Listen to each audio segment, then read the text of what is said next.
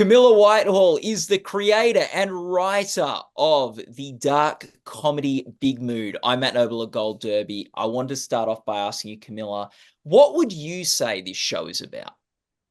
That's a really good question, and actually, one that I dread because because I'm always like, You're welcome. um, it's really relative. Yeah. It's relatively simple. It's about two best friends in their 30s, navigating a period of transition. I think, you know, that Yeah. sounds really boring though, but it's funny. Yeah. Yeah. So it's about these, I guess this is your first TV show that you've created. Yeah. It's 6 episodes the first season. Mhm. What surprised you the most about creating and putting out into the world 6 episodes of television? Okay, so first of all, I started out in like fringe theatre. So I thought when you made TV, you had like an infinite amount of money.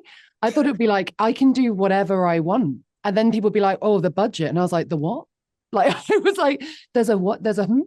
And we had, it was a healthy budget for a British comedy show, but I had no idea that there would be budgetary restrict. I don't know what I was thinking, but there's things that it cost a lot of money that I had no idea cost a lot of money. So there was like a scene where I had written that I wanted to start on some ants. And I was told, they were like, we don't have the budget for ants. And I was like, can I just bring some ants in from outside? And they were like, no. And I was like, why? The ants gonna rise up and sue us? Maybe. Yeah, that was really surprising. Everything costs £1 billion, it turns out. Yeah. The audience can tell when they're not professional ants. Oh, Like, you 100%. Yeah, I can't think get that's what it amateur. is. You need a classically Yeah. trained ant. Yeah. Yeah. Can't get amateur ants No, for no, no, no, no. time TV. Okay, very good. Was there a particular, I guess, aside from budget concerns, was there any big challenges with making this show? Of course. I mean, it was I I don't know, like I think any writer will sort of get this. I think you have to be a sort of mix of sort of delusional and extremely realistic, I think, as a writer, because you have to believe that you're talented enough to one day get your own TV show. But I also constantly assume I will be receiving rejection. Like I just always assume it'll be a no.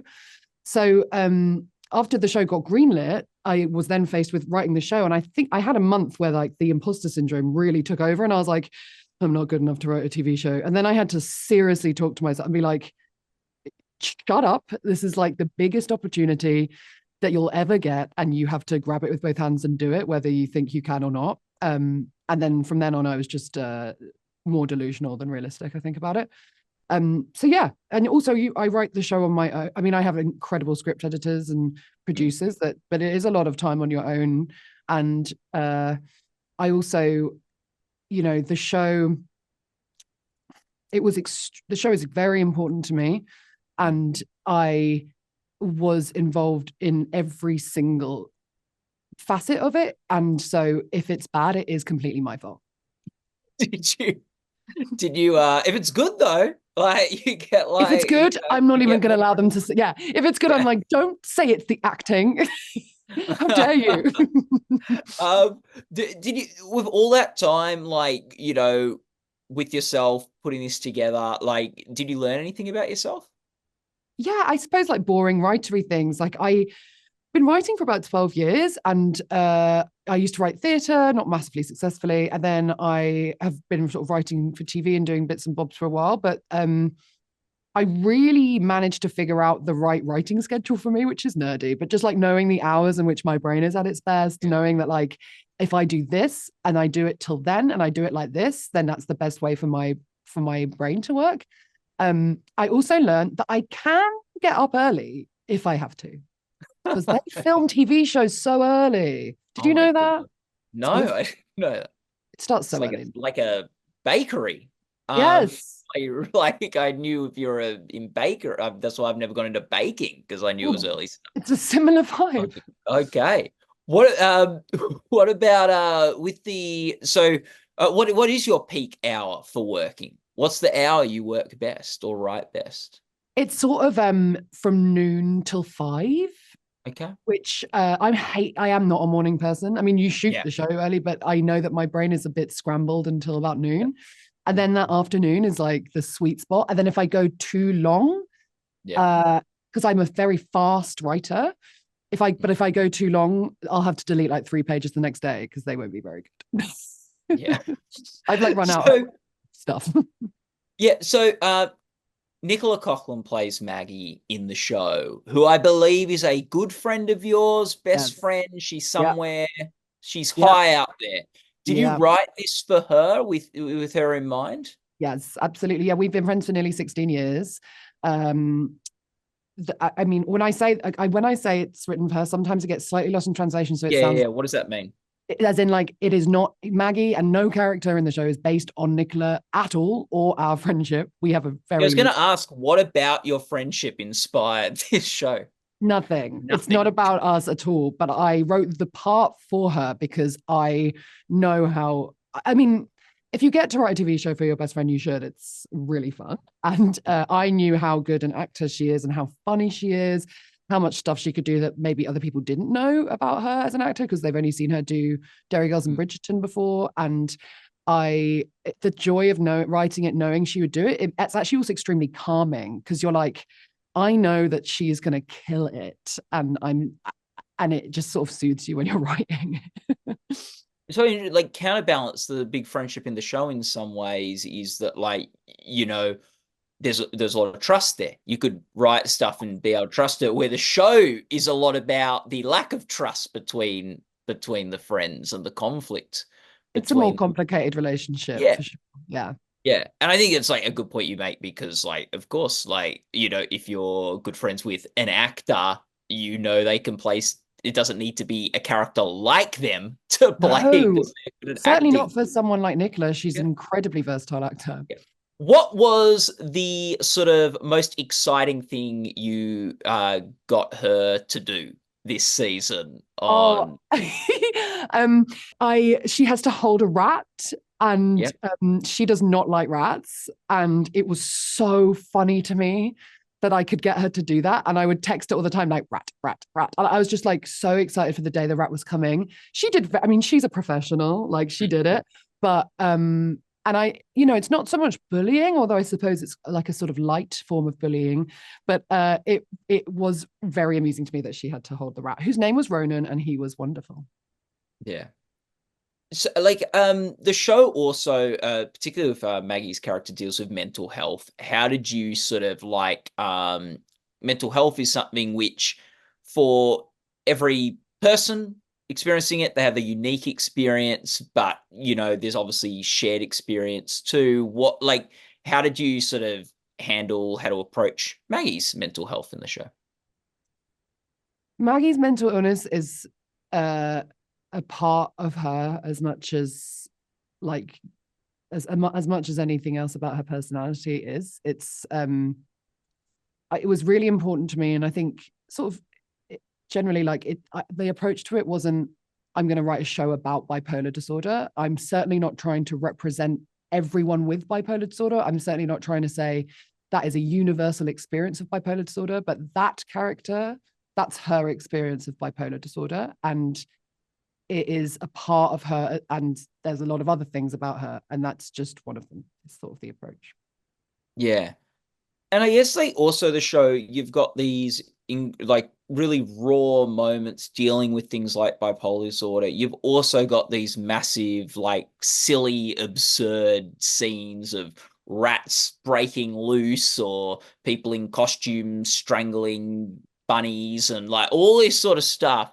Like, and often they sort of all come to a head at the same time. The absurd comedic and the dark drama. How do you balance those two things, or how do they serve each other in your writing? It's just how I see the world. I don't. People ask this question a lot, and I understand why they ask it. And I've been trying to like interrogate it in my own mind, but it's just how I write and sort of how I see things and how I am. Like, there's nowhere I won't make a joke. I will make a joke in a hospital room. I will make a joke just after hearing the worst news you've ever heard. I Mm. do it, and I don't know whether it's like a I don't I might I don't know whether it's like my dad's like that. I don't know whether it is, but it's just I there's I just think comedy is really important, and I think it's as exciting and diverse a genre as drama, and sometimes it's not treated as such. And there's nothing that you can't do with comedy, in my opinion. Yeah. What would you think was the most ambitious comedic moment from season one? Well, in episode 2, there is a rat hotel, and there Yeah. are a couple of scenes where the characters Will and Clem are killing rats with a baseball bat, which, certainly some people were concerned about that, but I was like, but it's really funny and silly, and Yeah. it's appropriate for this moment and this episode of the show. It wouldn't be appropriate for every single moment of the show. But yeah, um that was certainly a bit ambitious. There's also a fight in episode 4, which, in my head was going to be, and can I say, I think it came out really well, but in my head, it was going to be like the fight from Anchorman. But turns out we don't have a feature film budget. So Rebecca Asher is such an incredibly skilled director that it kind of looks like we do in some ways, but we actually, we're working on a very tight schedule, no time, limited, like everything. And I still think we pulled it off in the face of, a lot of pressure. Yeah. What do you think this show says about friendship? What I find interesting about friendship as a millennial is Yeah. we are in some ways like, and I'm hugely generalizing, but I think for our generation, the pressure to form a traditional family is not, it's certainly for someone living in something like London, doesn't exist in the same way as it did. So in the past, it was like, of course, everyone now gets married and has children and goes off and does that. And now I don't think that's the case. And so your friends really do become your family for the long term. And they are the people that sometimes, is like your emergency contact and is the person that you would call in utter crisis. It's no longer like a blood relative, it could be your friend. And so I think friendships have evolved and mean different things to us now. Uh, and the pain or sort of tension there can be when two people start to go on different paths. I think it's kind of explores that.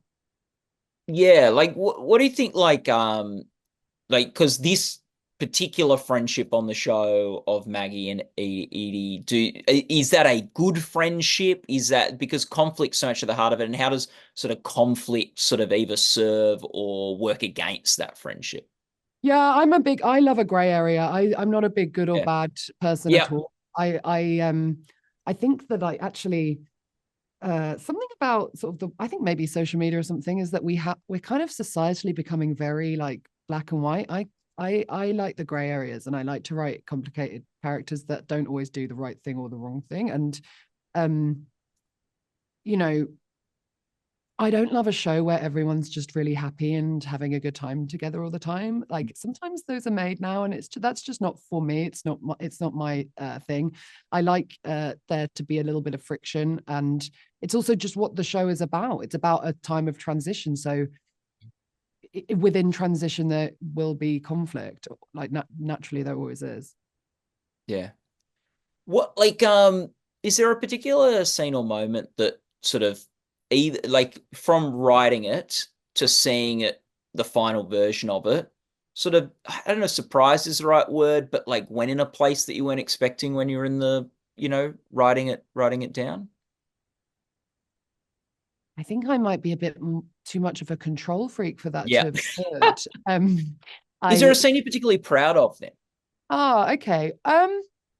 You know, I really like um I really like episode 5 scenes in Girl Bosh, which is my kind of girl boss terrible uh faux feminist abortion clinic. Yeah. Which I don't know how that's going to go down, but it's kind of a comment on the sort of commodification of feminism and the way that everything can be bought and sold now. And I really enjoyed how that came out. Mm. Yeah. I think like and in those scenes, like I think like with any show, like when you got a TV show where there's a disconnect between the two characters, like it can be really funny. And Mm, there's really the person working at that store and the yeah, person who's visiting or that clinic. Um, they're just in such different headspaces, and there's yeah. some like so sort of says something that scene about commodification of feminism and things, but there's also just a really funny Yeah, disconnect it's also just really silly, and we were yeah. just giggly the whole time. And also the guy that plays that is an actor called David Memeni, who I just love so much. He's just one of the funniest people in the world, and I was so thrilled that he was doing it. Oh, fantastic. What does, as someone like, your background's in theater, like what does television mean to you? I mean, I am a big TV girly. I My first sort of big obsession love was Buffy the Vampire Slayer. Oh, I no. was a huge fan, and by that I mean I had the star letter in Buffy magazine when I was 12. I have a tattoo of Buffy on my hip. I mean, I was a fan. And when I won the star letter in Buffy magazine, the prize was these script books. They'd like publish the scripts, Oh, and I would read them over and over and over again, and I would pretend to be different characters every time. And I never thought I'd get to write TV because it seemed like an unattainable thing. I was like, well, theatre's easy because anyone could put on a play, literally. I mean, like, it's harder now because of money, but like, you can kind of, anyone can put on a play. I don't know whether I ever knew that people would put this kind of money into something that I thought of. So hmm. for someone that used to like kind of obsessively read scripts from Buffy, it is a bit of a mind-blowing honor. Yeah. Was there a Buffy character you liked reading the most that you thought you just had down particularly well? My God, I always loved Giles. Yeah. Oh, But he he's was great. British, so maybe And that's he's why. British. You got yeah. Maybe I just got the accent better. Yeah. And I guess like what with Big Mood, what's the thing that that writing that now as someone who grew up as a fan of TV and reading script books and now getting to do it, what was important for you in telling this story to put out there into that medium? I keep saying I'm really glad I'm 34. I'm really glad I didn't get a TV show in my 20s, because I think I would have written a really bad TV show. And that's because it takes a long time to develop your voice, but it also takes a long time to trust your voice. Mm. And something that was extremely important to me when I was making the show was that I followed my instincts and I never let anything happen that went against my personal instincts. By that, I don't mean I was following everyone around doing their job, like, what are you doing? But I would not let it get away from me if it felt wrong to me. And me and Asha, the director, are very like connected. So it would usually feel wrong to both of us. It meant that it was wrong. And I think if I was younger, I possibly would not have the ability or the strength to say no, yes, no, yes. And um, I I wanted to be able to back this show to the hilt and know that I made exactly what I wanted to make, and I did that. Oh, that's awesome. Can you think of like any particular moments that like were challenging for you to trust yourself, or like, or were the biggest sort of steps of trust? There's I was so lucky because I work with an incredible production company called Dancing Ledge, who are so writer led, who love writers, and the network in the UK, Channel 4, who also love writers. Like, writers are kind of their thing. I know that I'm incredibly lucky because they trusted me so much, that it wasn't like I was in a constant conflict. But when you're making something, that inevitably there'll be times when you don't all agree on something. And I hate that. I don't like conflict. I don't want to be in an argument, even a professional argument with anyone, especially someone if I love them. So that can be tough, but you also have to know when you're right. And you also have to say, this is not that this is my show, but like, Yeah. I know this show more than anyone because I wrote it, and I know when it's that. And you have to find a way to do that and still be uh kind, generous, good to work with, we had an extremely happy set. One of our Steadicam operators just had a baby and named the baby after Maggie, named him Donovan. Oh, that's If that lovely. doesn't say happy set, I don't know what does. Yeah. Well, Camilla, thank you so much for talking with us today. Of course. People watching this interview can go to goldderby.com to make your awards predictions and watch other interviews. And Camilla, all the best of luck with the Thank upcoming you. Emmy Awards this year and everything that's Wow. down the pipeline and for the show being released in the States. So, Thank yeah, you. thanks for chatting with us. It's so lovely to Thank talk. you for having me. Thank you so much.